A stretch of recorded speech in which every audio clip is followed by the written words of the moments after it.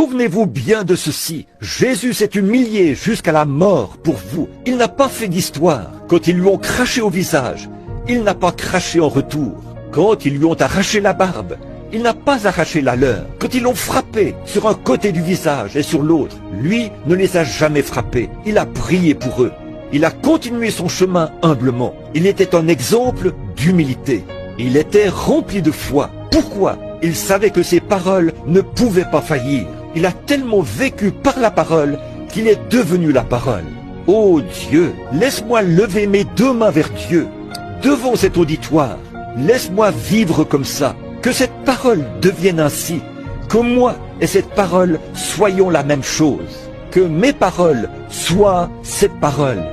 Que la méditation de mon cœur, qu'il soit dans mon cœur, dans ma pensée, qu'il attache ses commandements au poteau de mon intelligence, qu'il les attache au poteau de mon cœur, que je ne vois que lui. Quand la tentation survient, que je vois Christ.